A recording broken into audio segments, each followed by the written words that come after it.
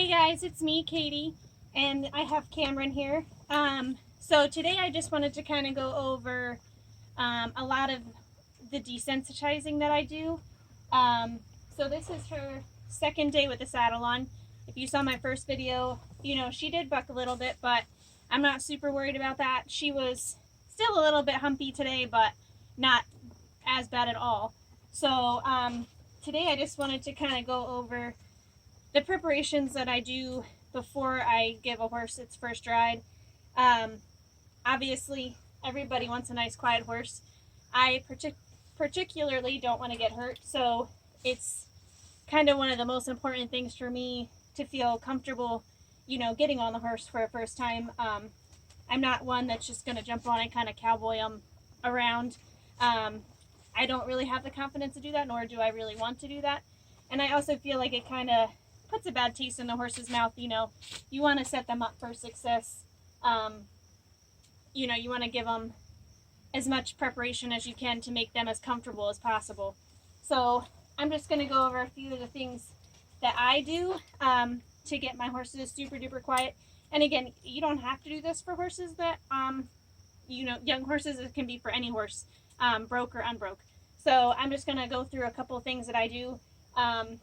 She has seen the plastic bag before, but she hasn't been super desensitized to the saddle. So she might be a little bit jumpy, but I'll kind of walk you guys through it and we'll go from there. So first I'm going to take the plastic bag and just kind of shake it all over and just get her used to it. So I'm just going to slightly just kind of make some noise. I don't want to go up at her all crazy like right off the bat because that's just going to totally freak her out. So again, set them up for success and kind of just get them used to it. So she did good on that side. We'll switch to the other side. So I'm not trying to touch her with it. Obviously, if I accidentally do, it's fine. But for the most part, I'm just kind of shaking it next to her. Okay. And then I'll rub her. So now I might kind of slap the saddle with it. She's kind of freaked out. I might slow down a little bit and just follow her. There. You don't want to stop making noise until she stops and relaxes. Now I'm not pulling her back. She's totally free to run away if she wants to. There. And I'll rub and retreat. So I'm going to go do this on the same other side.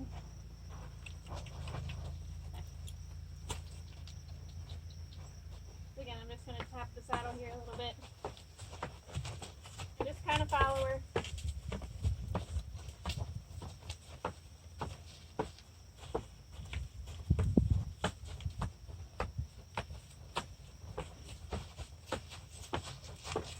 There.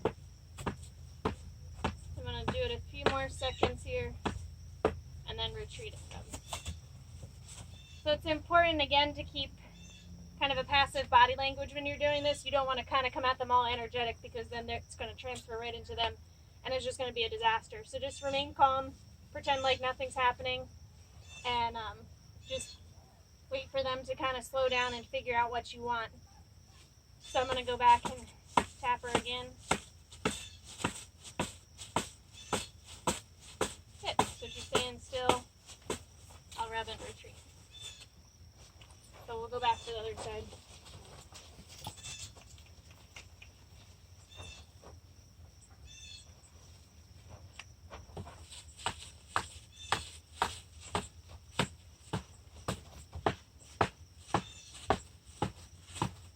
Good, so that's much better.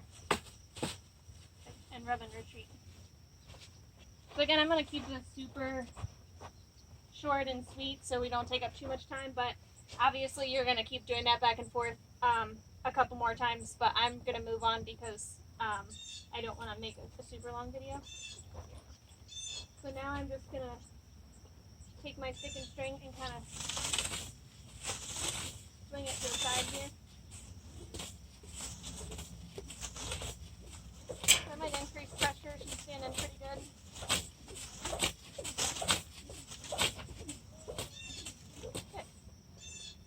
jumped a little, but I'm, you know, she didn't take off or do anything bad. We'll do it again on the other side.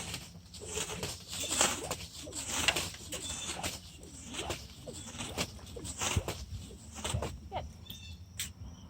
That's pretty good. So now I'm going to kind of make it a little bit more difficult. And I'm going to get her used to something being behind her here. So I'm going to do the same concept to the side, but I'm going to slowly move my stick and string farther back. And I'm also going to lighten the pressure. Because I don't want to freak her out right off the bat. Good. You retreat and rub. So obviously if she were to move, you're going to try to follow her as best you can. Obviously keep yourself safe.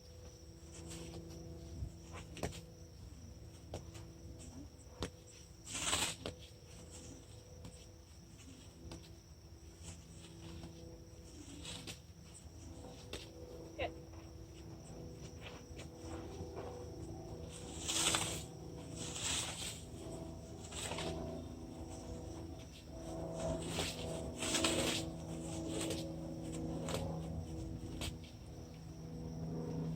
She's done really good with this.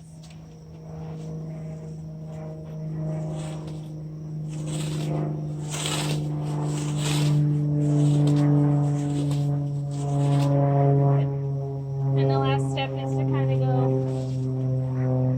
in front of her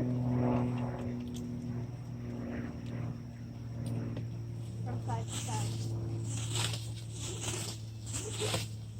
So this is really good for headstrong horses.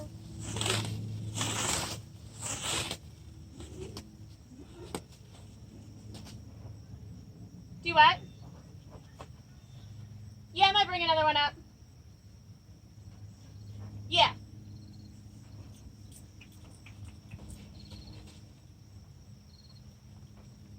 And then we're also going to go above the head here.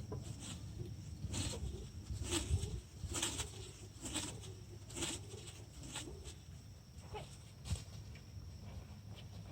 So we're kind of done with the stick and string. So now I'm going to desensitize her to the stirrups. So I'm just going to kind of flap them around. I might slap them against her belly here. Pay attention. Pretty chill with that. Other side. A little jumpy. You just want to make lots of noise. Good.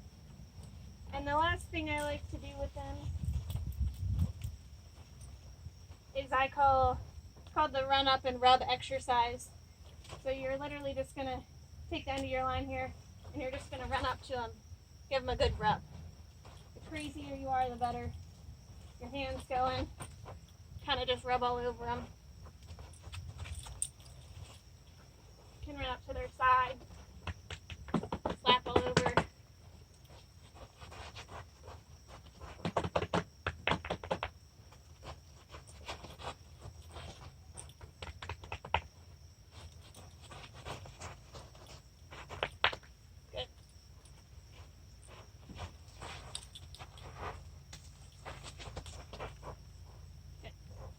So I have done that with her a couple times, so she is pretty quiet with it, but obviously the scarier you are and the more kind of crazy and flailing around with your arms you are, the quieter your horses are going to be. Like I said, everybody pretty much wants a quiet horse, and it's pretty easy to get them that way with just a little bit of practice, but just find different things to scare your horse with. Those are usually the beginning exercises that I do, but you can certainly pull out more like tarps and, umbrellas, that sort of thing to kind of scare them with. But the more things you show them, the quieter and, the quieter they're going to be. But basically, you're retraining horses from flight animals to not be so reactive. naturally in the wild, horses are pretty reactive and they run. So you're retraining their brain to kind of stop moving their feet when they get scared of something. So if you guys have any questions, let me know, and I will talk to you guys soon.